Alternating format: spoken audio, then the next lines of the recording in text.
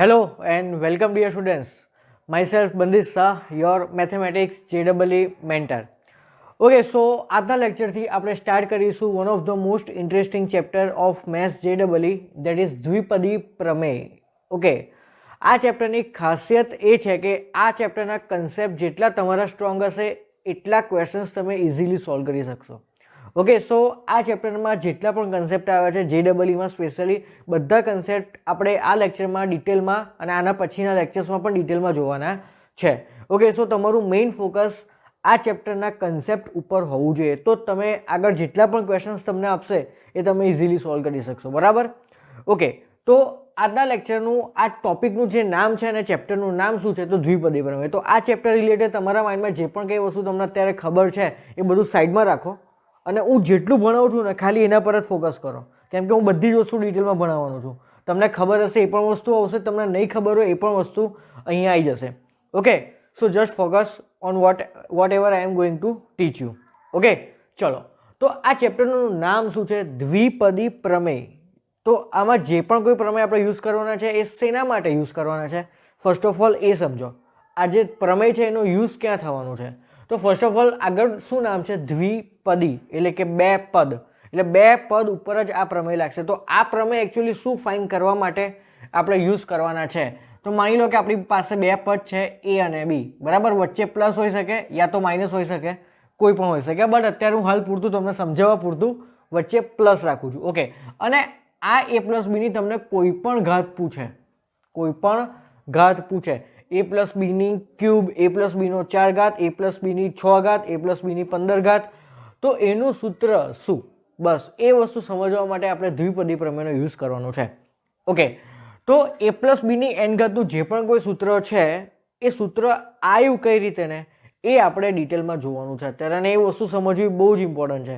એનાથી તમારા કન્સેપ્ટ ઘણા બધા ક્લિયર થઈ જશે. ઓકે, તો ફર્સ્ટ ઓફ ઓલ આપણે એકદમ બેઝિકથી સ્ટાર્ટ કરીએ. ઓકે, તો ચલો. તો આ જે એ પ્લસ બીની એન ઘાતનું જે પણ કંઈ સૂત્ર છે એ કોના પરથી આવ્યું, એ કોણે ફાઇન્ડ કર્યું? તો પાસ્કલ નામનો એક મેથેમેટિશિયન હતો, પાસ્કલ. ઓકે, એ પાસ્કલ નામના મેથેમેટિશિયને એ પ્લસ બીની એન ઘાતનું યા તો એ માઇનસ બીની એન ઘાતનું સૂત્ર એણે ફાઇન્ડ કર્યું છે. કઈ રીતે ફાઇન્ડ કર્યું એ હવે આપણે ડિટેલમાં જોઈએ. ચલો, હવે હું તમને એક વસ્તુ પૂછું કે એ પ્લસ બીની 0 ઘાત શું જવાબ આવશે? તો આપણને ખબર છે કે યાર કોઈ પણ સંખ્યાની 0 ઘાત શું થાય? 1 થાય ને. ઓકે, તો જવાબ શું આવશે? 1. ચલો, હવે હું તમને એવું પૂછું કે એ પ્લસ બીની 1 ઘાત, તો શું જવાબ આવે? યાર એ જ આવે ને. કોઈ પણ વસ્તુની 1 ઘાત કરો તો એ જ વસ્તુ પોતે જવાબમાં આવે.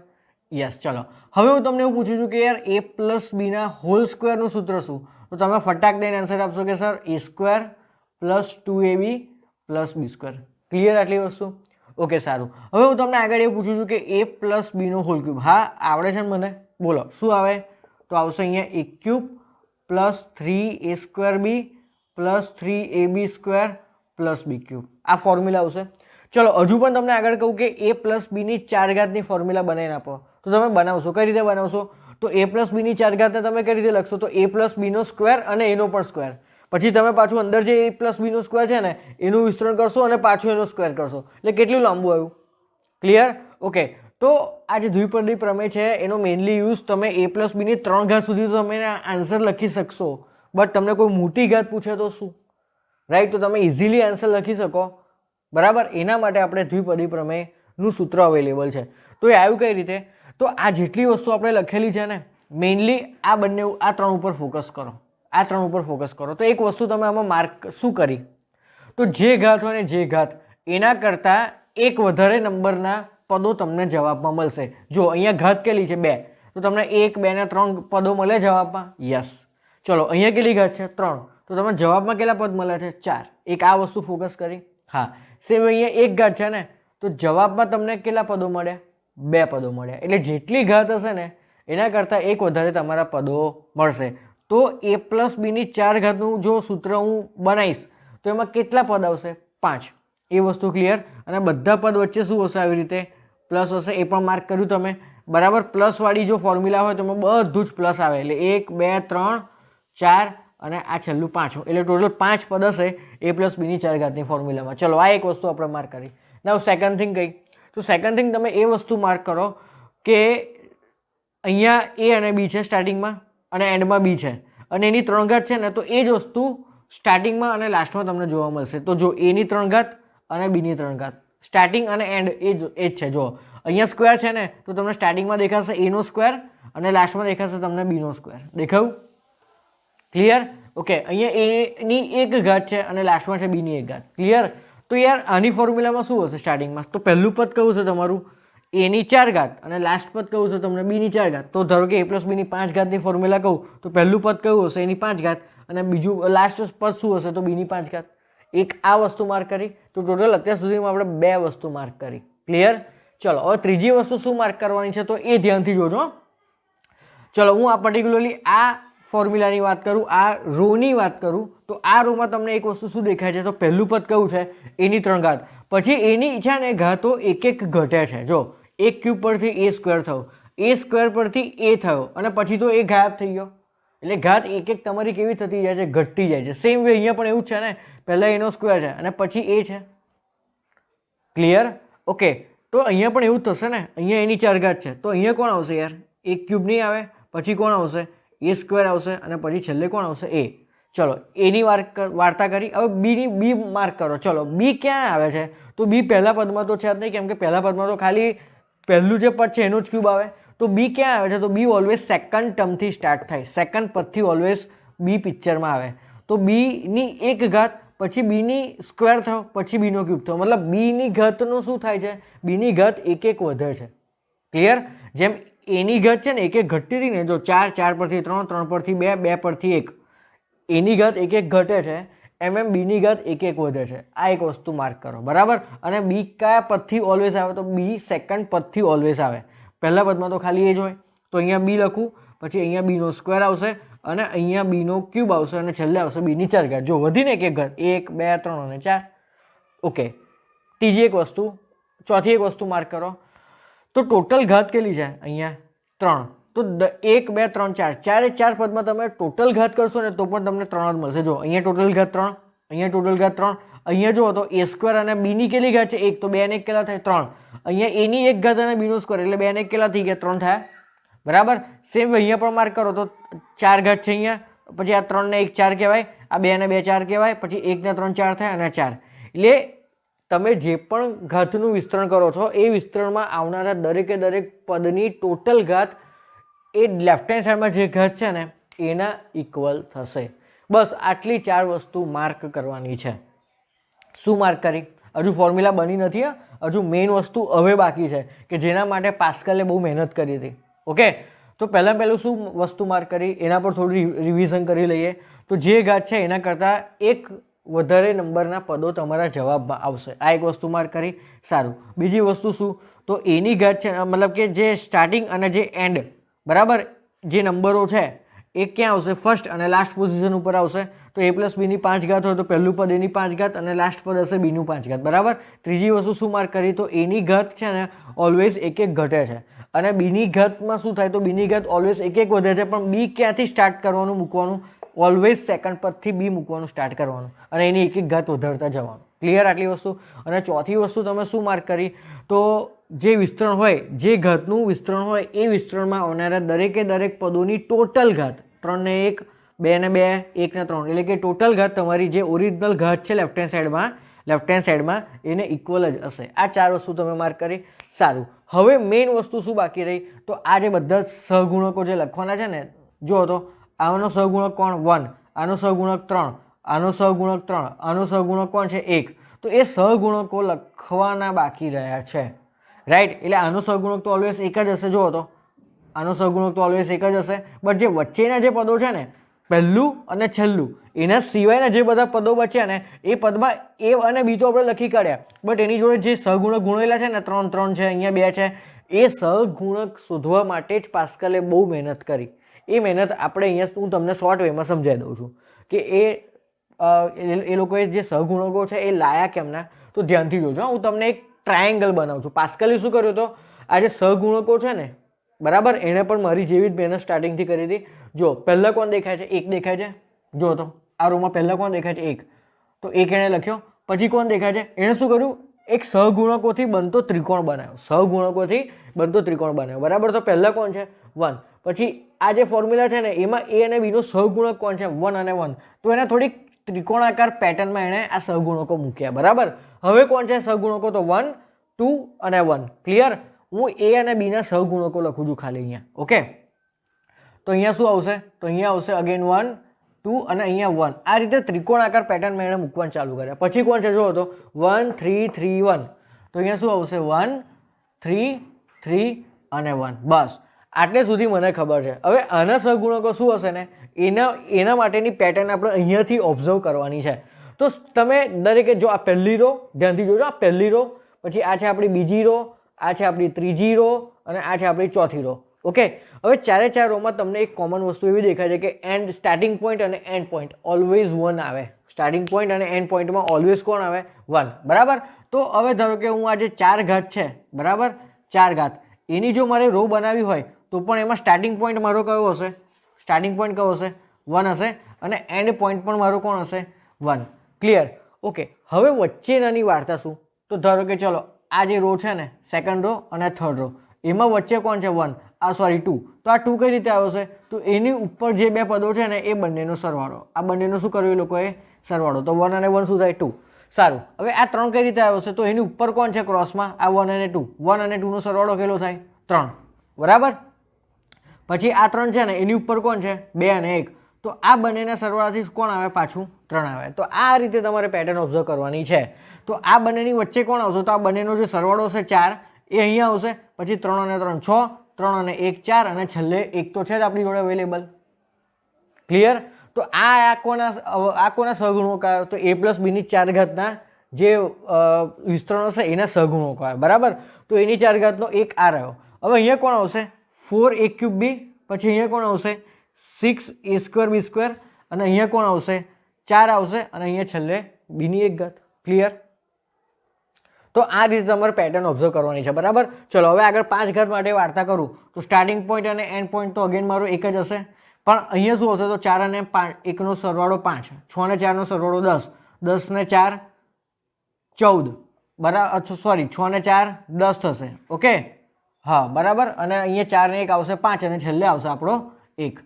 હવે મારે a પ્લસ બીની 5 ઘાતનું સૂત્ર લખવું હોય તો હું આરામથી લખી શકું. તો પહેલાં શું આવશે? એની 5 ઘાત અને છેલ્લું પદ કયું આવશે? મારું બીની 5 ઘાત આવશે. ક્લિયર? ચલો હવે એની 5 ઘાત પછી એની ઘાતો એક એક ઘટાડતા જવાની અને બીની ઘાતો એક એક વધારતા જવાની. બરાબર. ચલો તો હવે શું આવશે? તો સગુણક કયો આવશે? મારો 5. પછી એની એક ઘાત ઘટશે અને બી મૂકવાનો પ્લસ. હવે કયો સગુણક છે? મારો 10. હવે એની અગેન એક ઘાત ઘટશે પણ બી વધશે. ચલો પછી પાછો મારો નવો સહગુણક કોણ છે? 10. પછી પાછો અહીંયા શું થશે? તો એની એક ઘાત ઘટશે એટલે સ્ક્વેર થશે અને બીનો ક્યુબ થશે. અને પછી પાછો સહગુણક કોણ છે? 5 અને એ થશે અને બીની 4 ઘાત થશે અને છેલ્લે બીની 5 ઘાત. તો આવ્યું મારું સૂત્ર. બરાબર. ક્લિયર? આટલે સુધી કે કોઈ પણ ફોર્મ્યુલા બનાવાય કઈ રીતે. હવે ધારો કે હું તમને a પ્લસ બીની 9 ઘાત પૂછું તો શું તમે આખો આ ત્રિકોણ બનાવશો? શું આખો તમે ત્રિકોણ બનાવશો? કેટલું લાંબુ પડે આ ત્રિકોણ. ભલે એક શોર્ટકટ હતી આની ફોર્મ્યુલા બનાવવા માટે, a પ્લસ બીની 4 ઘાતની ફોર્મ્યુલા બનાવવા માટે, પણ હજુ પણ તમને કોઈ મોટી ઘાત પૂછે તો શું તમે પાછળ રફ પેજમાં આવી રીતે આખો એક ટ્રાયેંગલ બનાવશો અને પછી તમે એના સહગુણકોને આવી રીતે ગોઠવીને તમે એની સૂત્ર બનાવશો? કેટલું લાંબુ પડે જો તમે એવું પણ કરવા જાઓ તો. રાઈટ. તો એના માટે પાસ્કલે હજુ પણ આમાં થોડું રિનોવેશન કર્યું. શું રિનોવેશન કર્યું એ હું તમને થોડી વાર સમજાવીશ. બરાબર. તો પાસ્કલે શું કર્યું? તો પાસ્કલે આવી રીતે મારી જેમ જ આ બધી ફોર્મ્યુલા પહેલાં લખી.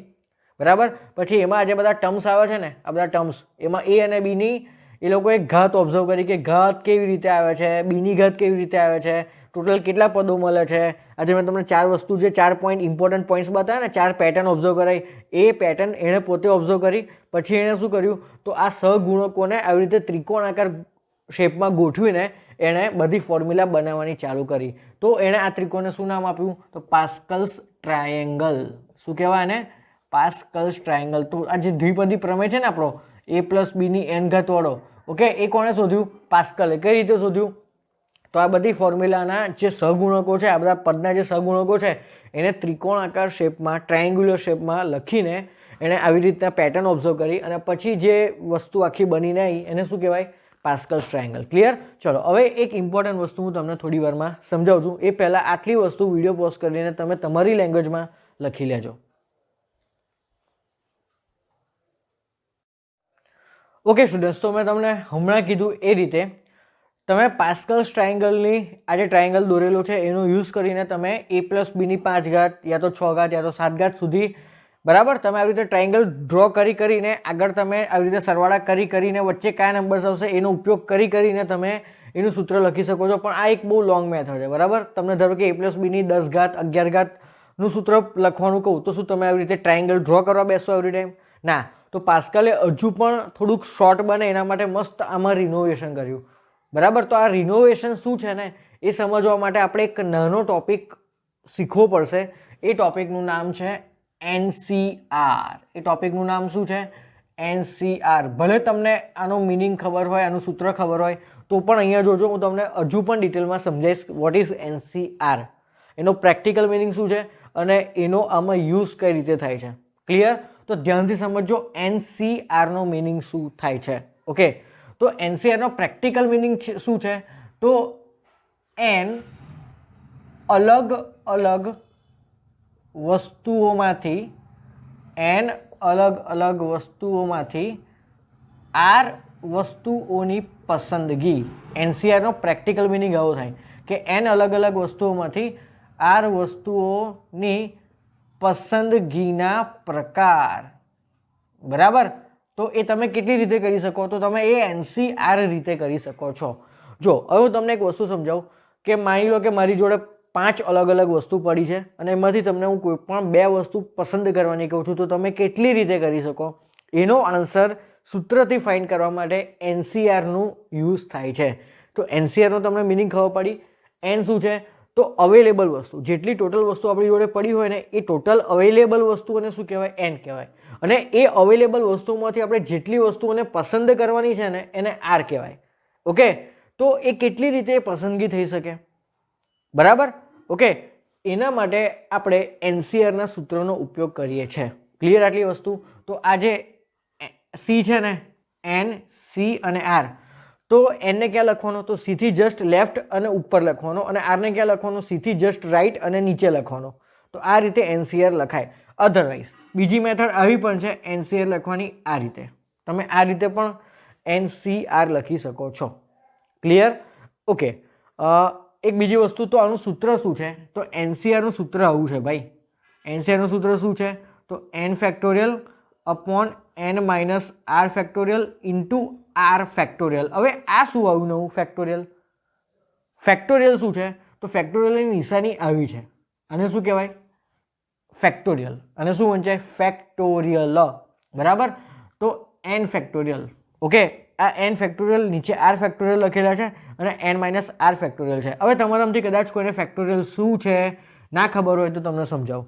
માની લો કે કોઈ તમને ફેક્ટોરિયલ પાછળ કોના હોય? તો પૂર્ણ સંખ્યા છે ને, પૂર્ણ સંખ્યા w વાળી પૂર્ણ સંખ્યા. પૂર્ણ સંખ્યા સ્ટાર્ટ ક્યાંથી થાય? 0 થી ને. 0, 1, 2, 3, 4, 5. તો એવી પૂર્ણ સંખ્યાઓના ફેક્ટોરિયલ અસ્તિત્વમાં છે. આટલું માઇન્ડમાં રાખજો. કોઈ પણ નેગેટિવ સંખ્યાનું ફેક્ટોરિયલ ક્યારેય શોધાય નહીં. ઓનલી પૂર્ણ સંખ્યાના જ ફેક્ટોરિયલ તમે ફાઇન્ડ કરી શકો. ઓકે, ચલો. એટલે પૂર્ણ સંખ્યા કઈ કઈ? તો 0, 1, 2, 3, 4, 5 up to dash dash dash, બરાબર.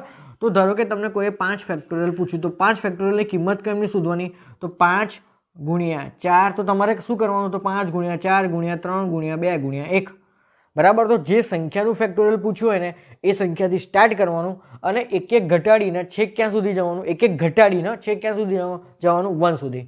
તો બરાબર. તો 5 ચોક 20, 20 તરી 60, 60 ગુણ્યા 2 120. ચલો, કોઈ તમને 3 ફેક્ટોરિયલ પૂછ્યું તો 3 થી સ્ટાર્ટ કરો. તો 3 ગુણ્યા એક એક ઘટાડતા જાઓ અને ક્યાં સુધી જવાનું? 1 સુધી જવાનું. એટલે 3 ગુણ્યા 2 ગુણ્યા 1, દેટ ઇઝ 6. ઓકે, એનો મિનિંગ તો જનરલ વેમાં તમને સમજાવું તો n ફેક્ટોરિયલ તમને કોઈએ આપેલા હોય તો એનો આન્સર કઈ રીતે લખવાનો? તો ક્યાંથી સ્ટાર્ટ થાય છે ફેક્ટોરિયલ આપણો? n થી. તો n થી સ્ટાર્ટ કરો, એક એક ઘટાડો, તો n-1, હજુ એક ઘટાડો, તો n-2, અપ ટુ ક્યાં સુધી જવાનું? તો 3 ગુણ્યા 2 ગુણ્યા છેલ્લે 1 સુધી જવાનું. ક્લિયર? ઓકે, ચલો. હવે તમને 1 ફેક્ટોરિયલનો કોઈ આન્સર પૂછે તો શું આવે? 1. કેમ કે આપણે લાસ્ટમાં જવાનું ક્યાં સુધી? 1 સુધી જ જવાનું. બટ એક નવું વિચિત્ર સૂત્ર છે 0 ફેક્ટોરિયલ. મેં તમને કીધું ને કે ફેક્ટોરિયલ ક્યાંથી સ્ટાર્ટ થાય, કોના હોય તો પૂર્ણ સંખ્યાઓના ફેક્ટોરિયલ હોય, બરાબર. તો 0 ફેક્ટોરિયલનો આન્સર શું આવે? એ પણ 1 આવે.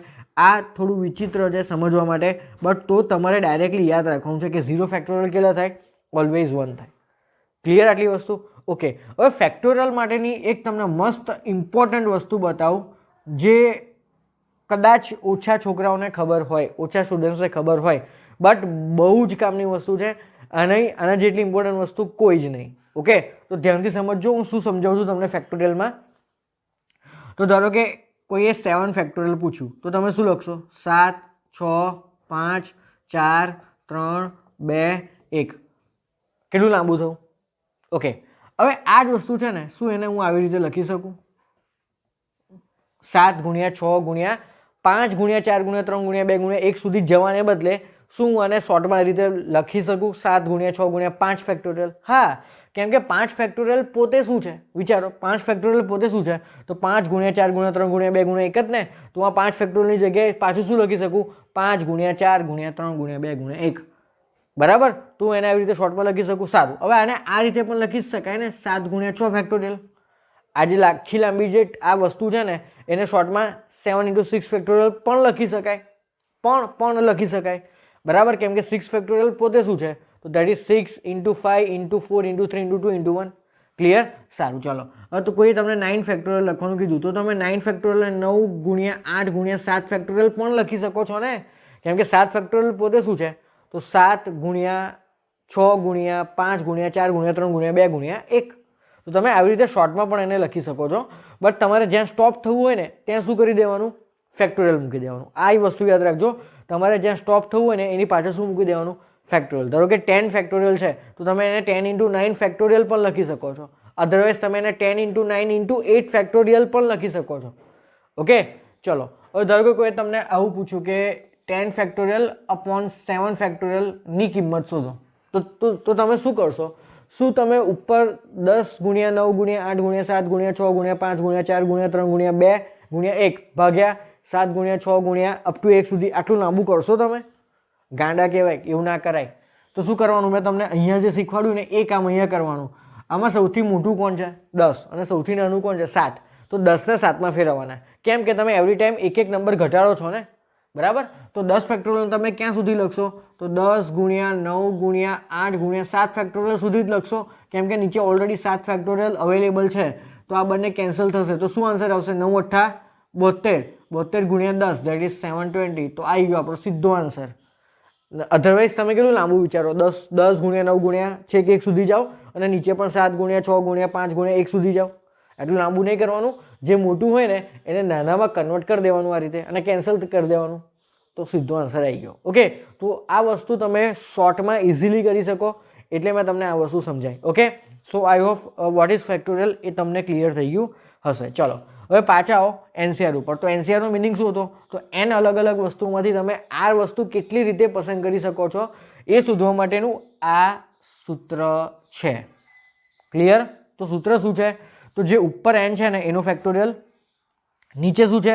તો આ બંનેની બાદબાકીનો ફેક્ટોરિયલ છે ને, n અને r ની બાદબાકીનો આખાનો ફેક્ટોરિયલ ગુણ્યા જે r છે એનો ફેક્ટોરિયલ. ક્લિયર? અધરવાઇઝ આવી રીતે પણ તમે યાદ રાખો, જે ઉપર છે એનો ફેક્ટોરિયલ ઉપર ભાગ્યા જે નીચે છે એનો ફેક્ટોરિયલ નીચે, અને નીચે બીજું શું ગુણવાનું છે તમારે? તો આ બંનેની બાદબાકીનો ફેક્ટોરિયલ ગુણવાનો છે. ઓકે સ્ટુડન્ટ્સ, સો એક કામ કરો, આટલી વસ્તુ તમે લોકો તમારી લેંગ્વેજમાં વ્યવસ્થિત નોટ ડાઉન કરો. હજુ પણ ડિટેલમાં આપણે હું આગળ તમને આમાં એનસીઆરમાં અમુક જે ઇમ્પોર્ટન્ટ ટોપિક્સ છે, જે ઇમ્પોર્ટન્ટ નાની નાની ફોર્મ્યુલા છે એ હું તમને આગળ એક્સપ્લેન કરું. ઓકે સ્ટુડન્ટ્સ, તો હવે આપણે આજે એનસીઆરની જે ફોર્મ્યુલા છે એ શેના માટે યુઝ થાય છે? તો n અલગ અલગ વસ્તુમાંથી r વસ્તુની પસંદગી કેટલી રીતે તમે કરી શકો ને એ શોધવા માટે તમારે એનસીઆરની ફોર્મ્યુલાનો યુઝ કરવાનો છે. બટ એ ફોર્મ્યુલા સમજતા પહેલાં હું તમને એક પ્રેક્ટિકલ ઉદાહરણ આપીને તમને આ વસ્તુ સમજાવું. ઓકે, માની લો કે હું તમને 3 વસ્તુ તમારી સામે મૂકું છું ટેબલ ઉપર. પીઝા મૂકું છું, બરાબર, પછી સેન્ડવિચ મૂકું છું અને બર્ગર મૂકું છું. ઓકે, અને તમને ખાલી એવું કહું છું કે કોઈ પણ 2 વસ્તુ આમાંથી તમારે પસંદ કરવાની છે. એક્ઝેક્ટલી 2 જ વસ્તુ તમારે પસંદ કરવાની છે. આ ત્રણમાંથી ભલે તમને ત્રણ વસ્તુ ભાવતી હોય, ઓકે, હું હોઉં તો હું તો ત્રણ લઈને ભાગી જાઉં, બરાબર. ઓકે, મને તો ત્રણ વસ્તુ ભાવે છે. ઓકે, તો હવે તમારે આ ત્રણમાંથી કોઈ પણ બે વસ્તુ પસંદ કરવાની છે, સિલેક્ટ કરવાની છે. તો તમે કેટલી રીતે કરી શકો? સિમ્પલ છે ને સમજવું. તમે યા તો આ બંને વસ્તુ લઈ લો, યા તો આ બંને વસ્તુ લઈ લો, યા તો પીઝા અને બર્ગર લઈ લો, રાઈટ. તો તમે કેટલી રીતે કોઈ પણ બે વસ્તુની પસંદગી કરી? જો તમારી સામે ત્રણ અલગ વસ્તુ હતી ત્યારે તો તમે ત્રણ રીતે પસંદગી કરી. યા તો તમે પીઝા અને સેન્ડવિચ લઈ લો, બરાબર, ઓકે, યા તો તમે સેન્ડવિચ અને બર્ગર લઈ લો, અથવા તો તમે પીઝા અને બર્ગર લઈ લો. ક્લિયર? તો તમે ત્રણમાંથી કોઈ પણ બે વસ્તુની પસંદગી કેટલી રીતે કરી? તો તમે ત્રણ રીતે કરી. જો હવે આ વસ્તુ જે આન્સર આવ્યો ને આપણો ત્રણ રીતે, એ આન્સર તમે આ ફોર્મ્યુલાથી પણ લાવી શકો છો, બરાબર. તો કઈ રીતે? તો એકચ્યુઅલી તમારે જો કેટલી વસ્તુ અવેલેબલ હતી? ત્રણ. તો એ n બરાબર 3 હશે, હા. તો ઉપર 3 હશે, પછી c, ઓકે. પછી કેટલી વસ્તુ તમારે પસંદ કરવાની હતી? કોઈ પણ બે. તો એ r થવું કહેવાય ને. તો ત્રણ અલગ વસ્તુઓમાંથી બે વસ્તુઓની પસંદગીના પ્રકાર, તો એને શું કહેવાય? તો એને કહેવાય 3C2 કહેવાય, બરાબર. તો આ ફોર્મ્યુલા પ્રમાણે અહીંયા વિચારો તો ઉપર શું આવશે? તો 3 ફેક્ટોરિયલ આવશે. નીચે શું આવશે? r ફેક્ટોરિયલ એટલે કે 2 ફેક્ટોરિયલ. અને કૌંસમાં કોના ફેક્ટોરિયલ આવશે? તો આ બંનેની બાદબાકીના ફેક્ટોરિયલ. તો 3 - 2 કેટલા થાય? 1. ચલો, તો 3 ફેક્ટોરિયલ કેટલા થાય? તો 3 × 2 × 1. અને નીચે 1 ફેક્ટોરિયલનો આન્સર 1 થાય અને 2 ફેક્ટોરિયલનો આન્સર 2 × 1. એટલે આ બંને કેન્સલ. તો શું જવાબ આવ્યો? 3. જવાબ આવ્યો કે નહીં? પણ તમને કદાચ એવું થતું હશે કે સર એના કરતાં ડાયરેક્ટલી આ વિચારે આ ફોર્મ્યુલા વાપર્યા વગર ડાયરેક્ટલી અહીંયાથી જ નહીં આપણને આન્સર આપતો. એટલે હા, આવે છે, પણ આ તો બહુ ઓછી વસ્તુ અવેલેબલ હતી અને એમાંથી જ તમારે બે વસ્તુ પસંદ કરવાની હતી. હવે ધારો કે તમે એવું કહો કે મારી જોડે 14 અલગ આવી રીતે ફૂડ આઇટમ અવેલેબલ છે અને એમાંથી તમારે કોઈ પણ 11 પસંદ કરવાની છે. ચલો, હવે કેલ્ક્યુલેશન પણ કરીને આપો તો કેટલી રીતે થાય? કેટલું અઘરું પડે, બરાબર. એના માટે તમને આ ફોર્મ્યુલા બનાવીને આપી છે. ક્લિયર?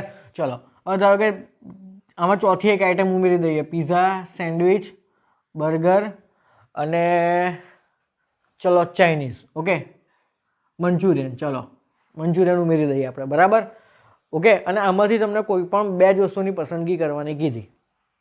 ચલો, કોઈ પણ ત્રણ વસ્તુની પસંદગી કરો તો તમે કેટલી રીતે કરી શકો? આ ચારમાંથી કોઈ પણ ત્રણ વસ્તુની પસંદગી કરવાની છે તો તમે કેટલી રીતે કરી શકો? તો તમે યા તો PSB આ લઈ લો, આ પહેલું તમે કોમ્બિનેશન લીધું, બરાબર. યા તો તમે PSM લઈ લો, આ સેકન્ડ કોમ્બિનેશન. યા તો તમે PBM લઈ લો, આ ત્રીજું કોમ્બિનેશન. યા તો તમે SBM લઈ લો, આ ચોથું કોમ્બિનેશન. તો તમે કેટલી રીતે કોઈ પણ ચારમાંથી ત્રણ વસ્તુની પસંદગી કેટલી રીતે કરી શકો? 4 રીતે કરી શકો.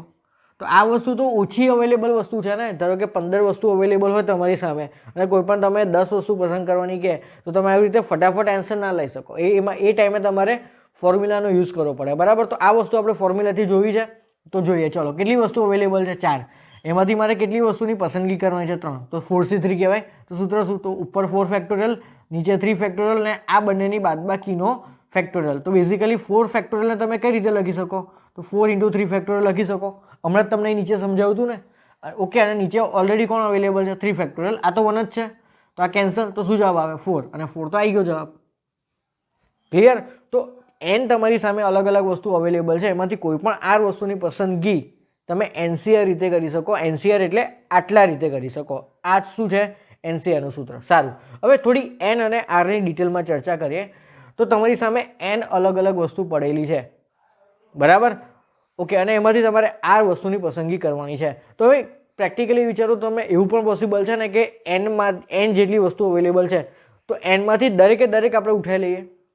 તો એ ટાઈમે r અને n બંને કેવા થયા કહેવાય? ઇક્વલ થયા કહેવાય. ધારો કે 5 વસ્તુ અવેલેબલ છે અને તમને 5 હું પસંદ કરવાનું કહું છું, તો એ ટાઈમે તમે શું કહો? 5C5 એવું જ કહો ને, બરાબર. તો આ જે આપણા r છે ને, r એ કેવા હશે? n જેટલા યા તો n કરતા નાના. અને બીજી વસ્તુ કે n અને r બંને કેવા હશે? તો n અને r એ બંને શું હશે? તો પહેલાં તો n ની વાત કરું તો n એ હંમેશા શું હશે? નેચરલ નંબર હશે, પ્રાકૃતિક સંખ્યા. હું તમને એવું કહું કે મારી જોડે -5 વસ્તુ અવેલેબલ છે, 0 વસ્તુ અવેલેબલ એવું કોઈ કે ના કે યાર, બરાબર. તો મારી જોડે એક વસ્તુ અવેલેબલ છે, યા તો 2 યા તો 3 યા તો 4 યા તો 5, એનો મિનિંગ કે n ઓલવેઝ શું હશે? પ્રાકૃતિક સંખ્યા હશે. જ્યારે r શું હશે? તો r એ w હશે ને. ધારો કે તમારી જોડે 5 વસ્તુ અવેલેબલ છે અને એમાંથી એક પણ પસંદ ના કરો, એવું બી હોઈ શકે ને. મારે એક પણ પસંદ નથી કરવી. ધારો કે PSBM છે, બરાબર, પીઝા, સેન્ડવિચ, બર્ગર ને મંચુરિયન, તો એમાંથી મને એક પણ નથી ભાવતું, તો હું એક પણ સિલેક્ટ નહીં કરું. એક પણ સિલેક્ટ નહીં કરું તો r કેટલા થાય કહેવાય? 0. ઓકે, તો r શું હોઈ શકે? તો r બિલોંગ્સ ટુ w પણ હોઈ શકે છે. ઓકે, અને r ની કિંમત કેવી હોય? શું કીધું મેં તમને? n જેટલી યા તો એના કરતા નાની. તો r is always less than or equal to n. Clear આટલી વસ્તુ? તો r અને n માટે આ વસ્તુ ખાસ યાદ રાખજો કે n કેવો હોય? ઓલવેઝ પ્રાકૃતિક સંખ્યા. w કેવો હોય? ઓલવેઝ પૂર્ણ સંખ્યા. અને r ની કિંમત n જેટલી યા તો એના કરતાં ઓછી હોઈ શકે. ક્યારે તમે આવું માર્કેટમાં નહીં જુઓ, કે 5 માંથી 8 વસ્તુની પસંદગી હોય. કોઈ આવું કે તો લાફો માર દેવાનો સીધો, બરાબર. આવું પોસિબલ જ ના હોય. 8 થી 5 પોસિબલ છે, કેમ કે 8 માંથી તમે 5 વસ્તુ પસંદ કરી શકો, બટ 5 માંથી 8 વસ્તુ કેમ નહીં ખરીદાય યાર? સિમ્પલ લોજિક છે ને. બસ, તો NCR માટેની આટલી વસ્તુ ખાસ યાદ રાખજો. ચલો, હવે NCR માટેની જો, તો એક કામ કરો, આ વસ્તુ જે મેં અત્યારે સમજાઈ એ ફરીથી તમારી રીતે થોડુંક મગજ વાપરીને નોટ ડાઉન કરી લો. તમારા ચોપડામાં તમને જેટલું યોગ્ય લાગે લખવાનું એ વસ્તુ તમે લોકો લખી લો. NCRનું હજુ એક નાનકડો ટોપિક બાકી છે, એના રિલેટેડ ફોર્મ્યુલા, એ તમને 2 જ મિનિટમાં સમજાવી દઉં. ઓકે,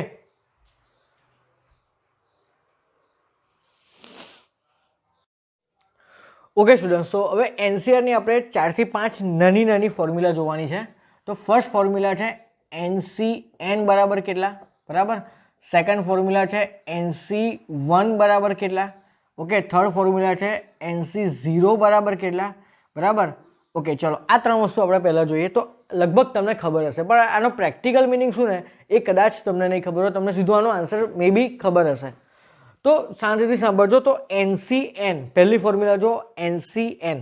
હવે NCN બરાબર, મેં એને કઈ રીતે લખ્યું? એને આ રીતે પણ તમે લખી શકો ને, કે NCN બરાબર, અને તમે આ રીતે પણ લખી શકો. NC0 તમે આ રીતે પણ લખી શકો, બરાબર. મેં તમને બંને નોટેશન આપેલા છે ને, કે NCR ને કઈ રીતે લખાય. જો આ રહ્યા, બરાબર. ચલો, નોટેશન ડઝન્ટ મેટર, બરાબર. તમને કોઈ ક્વેશ્ચનમાં તમને NCR ને કયા સિમ્બોલથી આપેલો છે ને, JEE વાળા મે બી મોસ્ટલી આ જ યુઝ કરે છે. આ બહુ સિમ્બોલ ઓછો યુઝ કરે છે, બટ કોઈ વખત આઈ પણ જાય. એટલે આ યાદ રાખજો કે NCR ને આ રીતે લખાય. ઓકે, હવે હું તમને NCN નો પ્રેક્ટિકલ મિનિંગ સમજાવું છું, ધ્યાનથી સમજજો. મેં તમને NCR એટલે શું કીધું? તો n માંથી r વસ્તુની પસંદગી. અહીંયા શું છે? NCN, એનો મિનિંગ શું? તો n માંથી n વસ્તુની પસંદગી. અરે યાર, એટલે તમારી સામે n વસ્તુ પડી છે, એ બધી વસ્તુને તમે પસંદ કરી લો, એવું જ કહેવા માંગે છે ને NCN. એટલે 5 વસ્તુ છે, તો 5 માંથી 5 વસ્તુને તમે સિલેક્ટ કરો. તો તમે કેટલી રીતે સિલેક્ટ કરો? એક જ રીતે 5 ને ઉઠાઈ લેવાની. n અવેલેબલ છે સામે, તો બધી ઉઠાઈ લો એક જ ઝટકામાં. તો કેટલી રીતે પસંદગી છે પોસિબલ? એક રીતે. એનો મિનિંગ કે NCN નો આન્સર શું આવે? 1 આવે. 5 માંથી 5 વસ્તુની પસંદગી, તો 5 ને યાર એક જ ઝટકામાં ઉઠાઈ લો. તો એને લખાય કઈ રીતે? 5C5. તો તમને આમાંથી સમજણ શું પડી? તો ઉપર અને નીચે, એટલે કે n અને r જો બંને ઇક્વલ હોય તો જવાબ શું આવે? 1 આવે. બસ આ વસ્તુ માઇન્ડમાં રાખજો. ઉપર અને નીચે સેમ સંખ્યા હોય, n અને r બંને સેમ હોય, ઇક્વલ હોય, તો જવાબ શું આવશે? 1. હવે આ વસ્તુ તમે આ સૂત્રથી પણ ફાઇન કરી શકશો. કેમ કે NCN નું સૂત્ર જો તમે અહીંયા એપ્લાય કરવા જાઓ, NCN ની કિંમત આપણે આ સૂત્રથી એપ્લાય કરવા જાઓ, તો r બરાબર કોણ છે? n જ છે ને. તો અહીંયા n - n થઈ જશે. જોજો, ઉદાહરણ હું અહીંયા સૂત્રથી તમને સમજાવું. NCN નો આન્સર, તો ઉપર n ફેક્ટોરિયલ, નીચે કોની બાદબાકી? તો આ બંનેની બાદબાકી. હવે n અને n ની બાદબાકી શું થાય? 0 બાર ફેક્ટોરિયલ, અને અહીંયા r ફેક્ટોરિયલ શું છે? તો r factorial again n factorial, બરાબર. તો આ બંને કેન્સલ, અને 0 ફેક્ટોરિયલ શું થાય? 1. આવી ગયો જવાબ 1. ક્લિયર? તો આ એક મેં તમને પ્રેક્ટિકલી વસ્તુ સમજાઈ કે 5 વસ્તુ અવેલેબલ છે, 5 સિલેક્ટ કરવાની છે, બરાબર. તો 5 ને એક જ ઝટકામાં ઉઠાઈ લો. થઈ ગયું એક રીત. સારું, હવે NC1 તમને સમજાવું કે n અવેલેબલ વસ્તુ છે, એમાંથી કોઈ એક જ વસ્તુ તમારે પસંદ કરવાની છે. તો તમારી જોડે કેટલી ચોઇસીસ અવેલેબલ છે, તમે કેટલી રીતે એ વસ્તુ કરી શકો. માની લો કે મારી જોડે 4 ફૂડ અવેલેબલ છે, બરાબર. 4 ફૂડ અવેલેબલ છે: પીઝા, બર્ગર, સેન્ડવિચ, મંચુરિયન, બરાબર. તો તમને ચારમાંથી કોઈ એક જ વસ્તુ તમને પસંદ કરવાની કહું છું તો તમે કેટલી રીતે પસંદ કરી શકો? યા તો તમે પિઝા લઈ લો, યા તો બર્ગર લઈ લો, યા તો સેન્ડવિચ લઈ લો, યા તો મંચુરિયન લઈ લો. એનો મિનિંગ કે તમારી સામે 4 ચોઇસીસ અવેલેબલ છે. ઓકે, તો ચારમાંથી કોઈ એક વસ્તુ પસંદ કરવા માટે કેટલી રીતે તમે પસંદગી કરી શકો? તો 4 રીતે. એનો મિનિંગ કે 4C1 ઇઝ ઇક્વલ ટુ કેટલા આવ્યા? 4. તો NC1 બરાબર કેટલા થાય? N થાય ને, બરાબર. ચારમાંથી એક વસ્તુની પસંદગી કેટલી રીતે કરી શકો? 4 રીતે. તો n માંથી એક વસ્તુની પસંદગી તમે n રીતે કરી શકો. જો આ વસ્તુને આપણે ફોર્મ્યુલાથી સોલ્વ કરવી હોય તો ફોર્મ્યુલાથી કરો તમે. જો તો આ શું છે? NC1 સૂત્ર શું આવશે? n ફેક્ટોરિયલ, નીચે n-1 ફેક્ટોરિયલ ઇન્ટુ 1 ફેક્ટોરિયલ, બરાબર. બટ 1 ફેક્ટોરિયલ તો 1 જ થાય, લખવાની જરૂર નથી. ઓકે, હવે ઉપર શું બચ્યું? n ફેક્ટોરિયલ, નીચે શું છે? n-1 નો ફેક્ટોરિયલ. તો જે ઉપર n ફેક્ટોરિયલ છે ને, શું એને આ રીતે ના લખાય? n ઇન્ટુ n-1 ફેક્ટોરિયલ લખાય જ ને. સ્ટાર્ટિંગમાં સમજાવું હતું, ફેક્ટોરિયલ જ્યારે સમજાવું ત્યારે. અને નીચે શું અવેલેબલ છે? ઓકે, આ બંને કેન્સલ, તો શું જવાબ આવ્યો? n. આવ્યો કે નહીં n જવાબ? બરાબર. તો આ NC1 નો મિનિંગ મેં તમને પ્રેક્ટિકલી સમજાવ્યો. હવે NC0 નો મિનિંગ સમજાવું. તો NC0 નો મિનિંગ શું? તો માની લો કે તમારી જોડે 5 વસ્તુ અવેલેબલ છે અને તમારે એમાંથી એકે પસંદ નથી કરવાની, એટલે કે 0 પસંદ કરવાના છે. તો એ કેટલી રીતે કરી શકો તમે? એક રીતે ને. કઈ રીતે? જો 5 વસ્તુ અવેલેબલ છે, એમાંથી 0 વસ્તુની પસંદગી કરવાની છે. એનો મિનિંગ કે પસંદગી જ નથી કરવાની. એ બી કેટલી રીતે પોસિબલ છે? એક રીતે. તો NC0 નો આન્સર કયો આવશે? એક રીતે. કે તમે કોઈ પસંદ ના કરો, કોઈ પસંદ ના કરો એ બી એક ટાઈપની પસંદગી જ થઈ, એટલે કેટલી રીતે પોસિબલ છે? એક રીતે. ચેક કરવો છે ફોર્મ્યુલાથી આન્સર? ચલો ચેક કરો. તો NC0 is equal to n factorial upon n-0 factorial into 0 factorial, બરાબર. બટ 0 ફેક્ટોરિયલ 1 થાય, લખવાની જરૂર નહીં. તો ઉપર n ફેક્ટોરિયલ બચ્યું, નીચે પણ શું બચ્યું યાર? n ફેક્ટોરિયલ બચ્યું, કેન્સલ. તો જવાબ શું? 1. બસ. તો આ 4 ઇમ્પોર્ટન્ટ ફોર્મ્યુલા તમારે યાદ રાખવાની છે. ઓકે, ચલો. હવે હું આમાં તમને એક મસ્ત નવી વસ્તુ સમજાવું. એક ચોથી લાસ્ટ ફોર્મ્યુલા છે, સૂત્ર છે, થિયરમ છે એકચ્યુઅલી. થિયરમ શું કહે છે? તો NCR is equal to NCn-R. આ એક થિયરમ છે. શું છે? NCR નો આન્સર કોને ઇક્વલ થાય? તો NC આ બંનેની બાદબાકી નીચે આવશે. તો આના પરથી એક તમને વસ્તુ કહું. ધારો કે 7C5 છે. ચલો 7C5. તો આ સૂત્ર પરથી 7C5 ને જો અહીંયા લેફ્ટ હેન્ડ સાઈડમાં રાખું તો આ સૂત્ર પરથી આ શું લખી શકાય? 7C 7 - 5. 7 - 5 કેટલા થાય? 2. એનો મિનિંગ કે આ બંને ઇક્વલ છે. તમે સૂત્ર પરથી બી તમે પ્રૂવ કરી શકો. બટ આનો પ્રેક્ટિકલ વે શું છે સમજવાનો? તો તમને એક વસ્તુ સમજાવું, ધ્યાનથી સમજો. મારી જોડે 4 વસ્તુ અવેલેબલ છે, 4 ફૂડ અવેલેબલ છે. પિઝા, બર્ગર, સેન્ડવિચ, મંચુરિયન, બરાબર. અને આમાંથી તમને કોઈ પણ 3 વસ્તુની પસંદગી કરવાની કહું છું. તો યાર એક વસ્તુ વિચારો, મારી જોડે 4 ફૂડ અવેલેબલ છે અને એમાંથી કોઈ પણ 3ની પસંદગી, તો કોઈ પણ 3ની પસંદગી એને હું બીજી રીતે વિચારું તો કોઈ પણ એકનું રિજેક્શન, યસ ઓર નો? આ વસ્તુ સમજો. 4માંથી કોઈ પણ 3 વસ્તુની પસંદગી, એનો મિનિંગ શું? કે હું ચોથાને શું કરીશ? રિજેક્ટ કરીશ ને. તો આ વસ્તુ સરખી નહીં કે 4માંથી કોઈ પણ 3ની પસંદગી ઇઝ ઇક્વલ ટુ 4માંથી કોઈ એકની રિજેક્શન. ઓકે, તો આ કેટલી રીતે પોસિબલ છે? કોઈ પણ 4માંથી 3નું સિલેક્શન. તો યા તો હું એમને રિજેક્ટ કરી દઉં તો મારી પહેલી પસંદગી PBS હશે, યા તો ચલો હવે હું એસને રિજેક્ટ કરું તો મારી બીજી પસંદગી કોણ હશે? PBM.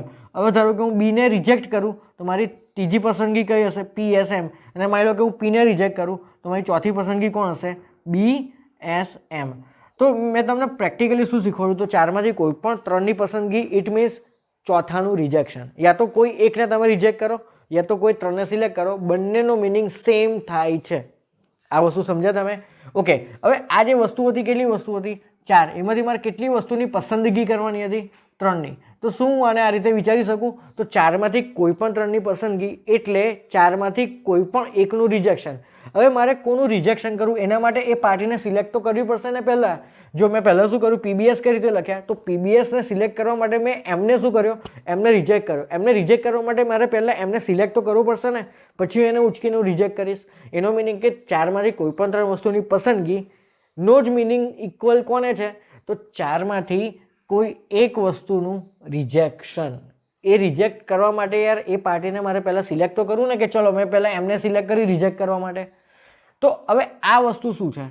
તો આ વસ્તુ એ આ જ છે, એ આ જ છે. NCR is equal to NCn-R. વિચારો, 4c3 is equal to 4c3 is equal to 4c 4 minus 1 4 minus 1 કેટલા થાય 3 જ થાય ને sorry 4c3 is equal to 4c 4 minus 3 4 minus 3 કેટલા થાય 1 થાય ને ક્લિયર ઓકે ચલો ધારો કે કોઈ તમને એવું કહે કે 5 માંથી 2 વસ્તુની પસંદગી કરો તો તમે કોઈ પણ ત્રણને શું કરો સાંભળજો 5 માંથી 2 વસ્તુની પસંદગી તો બાકીના ત્રણને તમે શું કરશો રિજેક્ટ કરશો ને 5 માંથી તમે કોઈ પણ 2 વસ્તુ સિલેક્ટ કરો એનો મીનિંગ કે બાકીના ત્રણને શું કરી કહેવાય તમે રિજેક્ટ તો એ બાકીના ત્રણને રિજેક્ટ કરવા માટે પહેલા એ ત્રણને સિલેક્ટ તો કરશો ને કે હું આ ત્રણને રિજેક્ટ કરીશ અને પછી એને તમે સાઈડમાં મૂકશો તો 5 માંથી 2 વસ્તુનું સિલેક્શન એટલે કે 5c2 ઇઝ ઇક્વલ ટુ 5 માંથી 3 વસ્તુનું રિજેક્શન તો આ જ વસ્તુ શું છે NCR is equal to NCN-R તો આ બહુ જ ઇમ્પોર્ટન્ટ સૂત્ર છે NCR જે આખો ટોપિક મેં તમને અત્યાર સુધીમાં ભણાવ્યો ને એમાંની સૌથી ઇમ્પોર્ટન્ટ ફોર્મ્યુલા આ જ છે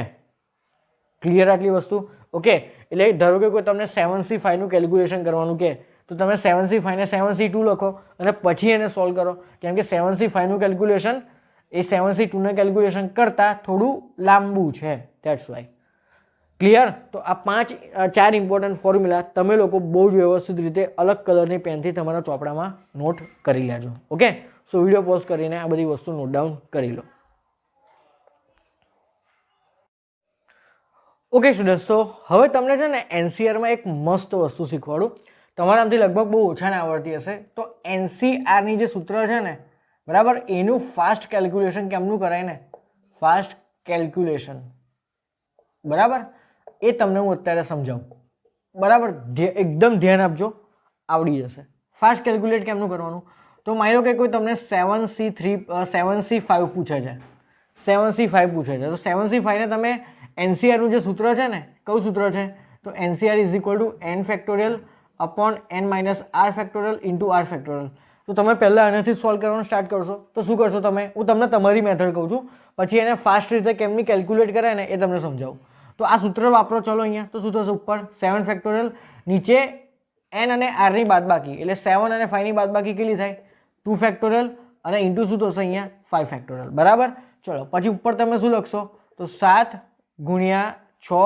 ગુણ્યા 5 ફેક્ટોરિયલ સુધી જ લખશો ને કેમ કે નીચે પણ એક 5 ફેક્ટોરિયલ અવેલેબલ છે 2 ફેક્ટોરિયલ પોતે કેટલા થાય 2 અને નીચેના જે 5 ફેક્ટોરિયલ છે એ એઝ ઇટ ઇઝ ઓકે તો હવે શું આવ્યું તો 7 ગુણ્યા 6 ભાગ્યા 2 એટલે 2 તરી 6 અને 7 તરી 21 આ મેથડ મને પોતાને પર્સનલી બહુ લાંબી લાગે છે તો હું આને ફાસ્ટ રીતે કેમનું કેલ્ક્યુલેટ કરું તો ફાસ્ટ રીતે હું ડાયરેક્ટલી છે ને અને આ રીતે લખીશ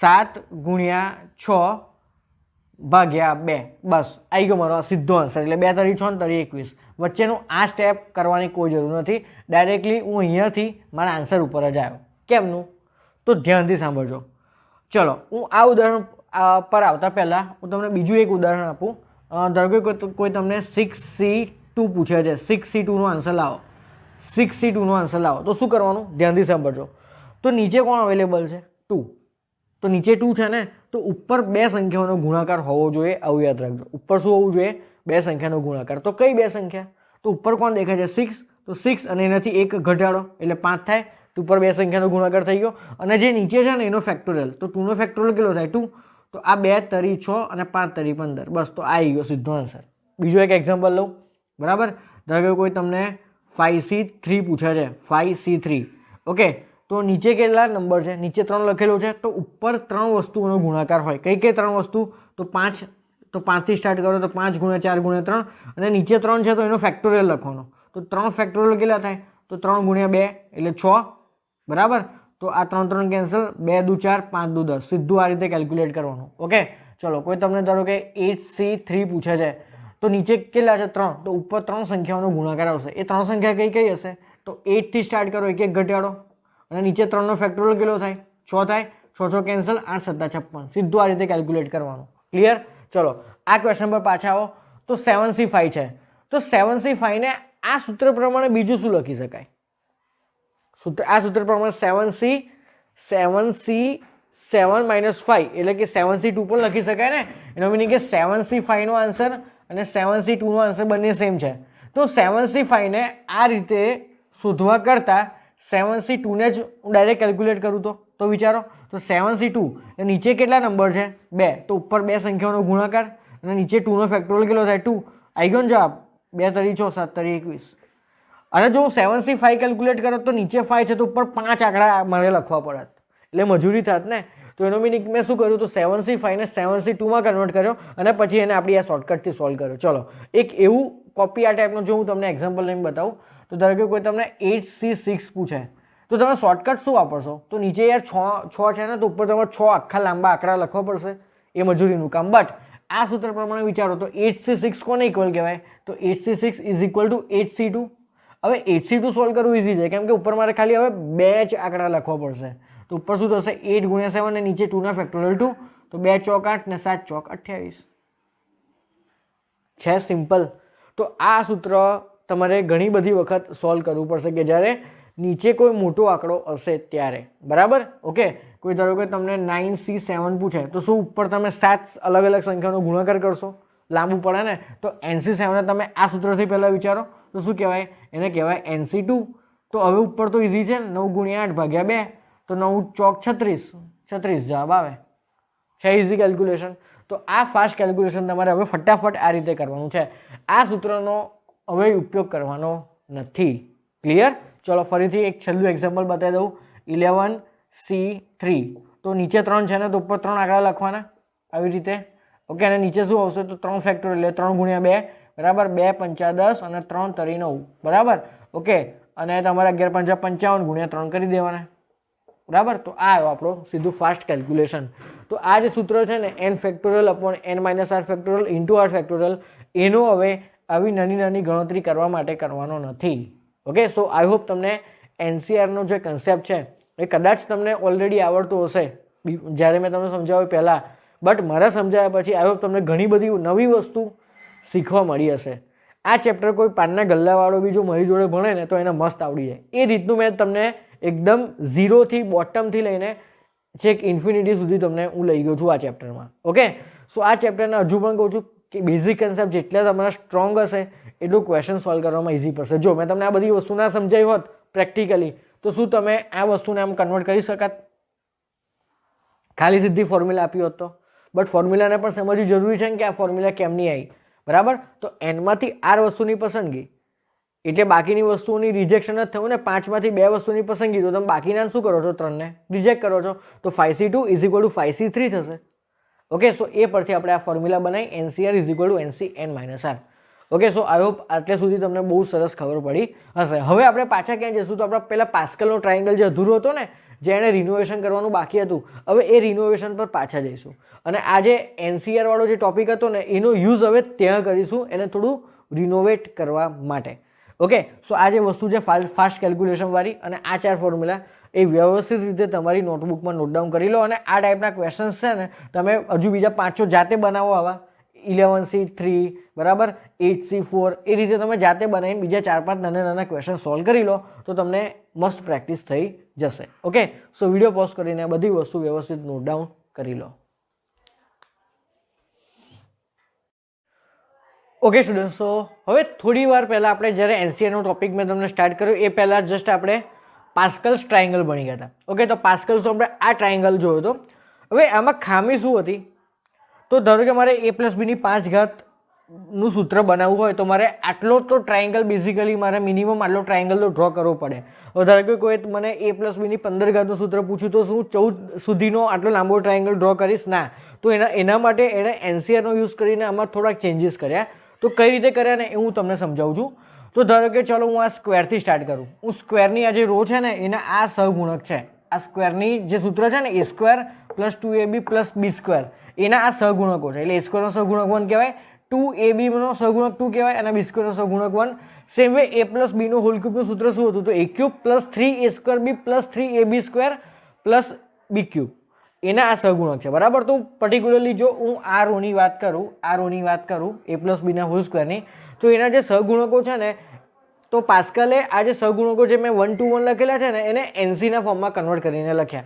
તો બેઝિકલી આપણે જનરલી શું જોવાનું છે, તો a + b ની n ઘાતનું સૂત્ર જોવાનું છે, બરાબર. ઓકે, તો આ જે મારી ઘાત છે ને, ઘાત એના ફોર્મમાં આ સહગુણકો લખ્યા. તો આ જે ઘાત કઈ છે અહીંયા 2, તો આ 1 ને એણે કઈ રીતે લખ્યો કહું, 2C0 એ રીતે લખ્યો, બરાબર. પછી આ 2 છે ને એને કઈ રીતે લખે એને તો 2C1ની રીતે લખે, કેમ કે 2C1 શું થાય 2 જ થાય ને. મેં તમને 4 ઇમ્પોર્ટન્ટ વસ્તુ બતાવી હતી, યાદ કરો. NC0 1 થાય બરાબર, NCN એ પણ 1 થાય અને NC1 N થાય. આ 3 સૂત્રોનો ઉપયોગ આપણે હવે અહીંયા કરવાનો છે. વિચારો તો 2C0 શું થાય 1 જ થાય ને બરાબર, 2C1 શું થાય 2 થાય. જો 1 આન્સર ક્યારે આવે કે જ્યારે ઉપર અને નીચે બંને સેમ હોય ત્યારે, અને નીચે 0 હોય ત્યારે જવાબ શું આવે 1 આવે. આ યાદ રાખજો બરાબર. ઓકે, અને આજે પાછળનો 1 છે ને એણે કઈ રીતે લખ્યો હશે તો એણે જો 1 લખવાના બે તરીકા, યા તો NC0 લખી શકો યા તો તમે NCN લખી શકો. બટ એણે એક મસ્ત વસ્તુ માર્ક કરી, આજે નીચેની કિંમત છે ને એને વધતા ઇન્ક્રીઝિંગ ઓર્ડરમાં રાખી. તો 0 1 અને તો અહીંયા શું આવશે, અહીંયા 2C0 પણ લખી શકું, 2C0 પણ 1 થાય અને 2C2 પણ 1 થાય. બટ એણે 2C2 લખ્યા કે મને ખબર પડે કે મારી જો નીચેની કિંમત છે ને એ વધે છે. ઓકે, હવે આ 1ને એને ઘાતના ફોર્મમાં લખ્યું. જો ઉપર કઈ સંખ્યા આવશે તો જે તમારી ઘાત હશે ને એ સંખ્યા આવશે બરાબર. અહીંયા કઈ ઘાત છે 3, તો આ 1ને કઈ રીતે લખ્યા એને 3C1 ની રીતે લખ્યા. પછી આ 3ને કઈ રીતે લખ્યા એને આ 3C0 તરીકે લખ્યો બરાબર એને. ઓકે, આ જે 3 હતો ને એને 3C1 ની રીતે લખ્યો. આ જે 3 છે એને 3C2 ની રીતે લખ્યો. ઓકે, અને આ જે પાછળનો 1 છે ને એને 3C3 ની રીતે લખ્યો. જો નીચેની સંખ્યા એક એક વધી, 0 થી 1, 1 થી 2, 2 થી 3 બરાબર. ચલો હવે કઈ ઘાત છે 4, તો આ 1ને એને કઈ રીતે લખ્યો 4C0 ની રીતે લખ્યો બરાબર. પછી આ જે 4 છે ને એને 4C1 ની રીતે લખ્યો. હવે આ જે 6 છે એને 4C2 ની રીતે લખ્યો. તમે 4C2 શોધો, મેં તમને ફાસ્ટ કેલ્ક્યુલેશન શીખવાડ્યું ને. 4C2 કઈ રીતે શોધાશે તો 4 × 3 / 2, 2 દુ 4 એટલે 3 દુ 6 આવી ગયો. એટલે 6 ની જગ્યાએ તમે શું લખી શકો 4C2. ચલો પછી આ શું હશે, આ 4 એ થાય 4C3, કેમ કે 4C3 એ 4C1 કહેવાય આ સૂત્ર પરથી. NCR = NCN - R, આ સૂત્ર પરથી 4C3 = 4C1 કહેવાય. અને 4C1 પોતે શું હશે 4 હશે, તો 4 ની જગ્યાએ 4C3 લખાય. અને આ જે પાછળ 1 છે એને શું કઈ રીતે લખાય 4C4 ની રીતે લખાય. એટલે તમને અત્યાર સુધીમાં આટલો આઈડિયા આવી ગયો કે જે ઘાત હોય ને એ ઘાતથી આપણો ઉપરની સંખ્યા સ્ટાર્ટ થાય અને નીચે કઈ રીતે સ્ટાર્ટ કરવું તો 0, પછી 1 2 3 4 બસ પતી ગયું સૂત્ર. એટલે આ જે એણે રિનોવેશન કર્યું ને એના પરથી મને એક જનરલ ફોર્મ્યુલા મળી કે તમને a + b ની કોઈ પણ n ઘાત આપે તો એનું સૂત્ર શું હશે. તો વિચારો, તો આજે સહગુણકો સ્ટાર્ટ ક્યાંથી કરવાના, તો જે ઘાત હોય એ ઉપર આવે ઓલવેઝ. જો તો 4 4 4 4 4, તો n ઘાત હોય તો બધે શું આવશે n n n n n. નીચે શું આવશે પહેલો સહગુણક 0, પછી 1 2 3 એવી રીતે એક એક ઉમેરતા જવાનું. ઓકે, તો હું છે ને a + b ની n ઘાતનું જનરલ સૂત્ર હવે અહીંયા ઉપર લખું છું. તો પહેલું શું આવશે NC0 આવશે, પછી શું આવશે NC1 આવશે બરાબર, પછી NC2 આવશે, પછી NC3 આવશે અને લાસ્ટમાં શું આવશે તો લાસ્ટમાં આવશે NCN. ક્લિયર? લાસ્ટમાં શું આવે તો જે ઉપર છે એ જ નીચે આવે, જે ઉપર છે એ જ નીચે આવે, જે ઉપર છે એ જ નીચે આવે. એટલે લાસ્ટમાં શું આવશે NCN. ચલો હવે આ તો સહગુણક ગોઠવાઈ ગયા. હવે a અને b ની વાર્તા કરો. તો પહેલા આપણે શું શીખ્યા હતા, પહેલા a ની જે ઘાત હોય મૂકી દેવાની અને લાસ્ટમાં પણ જે b ની જે ઘાત હોય મૂકી દેવાની. એટલે અહીંયા શું આવશે a ની n ઘાત અને છેલ્લે શું આવશે અહીંયા b ની n ઘાત આવશે. ક્લિયર? ચલો ઓકે, હવે પ્લસ, બધા વચ્ચે પ્લસ આવશે. યસ. હવે a ની ઘાત એક એક ઘટાડતા જવાનું અને b ની ઘાત એક એક મૂકતા જવાનું એટલે વધારતા જવાનું બરાબર. તો NC1 જોડે a ની n - 1 ઘાત આવશે અને b ની 1 ઘાત આવશે પ્લસ. હવે a ની 1 ઘાત હજુ ઘટાડો એટલે n - 2 થશે, બટ b નો સ્ક્વેર થઈ જશે. ઓકે, પ્લસ અહીંયા a ની n - 3 ઘાત આવશે અને અહીંયા b નો ક્યુબ આવશે પ્લસ અપ ટુ લાસ્ટમાં કોણ આવશે NCN × b ની n ઘાત. તો આ આવ્યું આપણું દ્વિપદી પ્રમેય, જે ચેપ્ટરનું નામ છે, જે ચેપ્ટરનું ટાઇટલ છે. એ વસ્તુ અહીંયા આપણને હવે આવી પિક્ચરમાં. ઓકે, તો આ સૂત્ર લાવવા માટે આપણે આટલી બધી અત્યાર સુધીમાં ચર્ચા કરી, મહેનત કરી. ક્લિયર? ઓકે, સો આટલી જે મહેનત કરી, જે વસ્તુ મેં તમને એક્સપ્લેન કરી ડિટેલમાં, એનો આ આપણને સૂત્ર મળ્યું, એનું આ થિયરમ મળ્યો, એનો આ પ્રમેય મળ્યો. તો ક્લિયર? સહગુણક કઈ રીતે લખવાના NC0 એક એક વધો 2 3 up to n. Clear? Okay, so I hope તમને આ બધી વસ્તુ ખબર પડી હશે. સો તમે તમારી રીતે આ વસ્તુ નોટ ડાઉન કરો અને આ તો એકદમ પ્રોપરલી લખીને ઉપર મસ્ત બોક્સ કરી દેજો.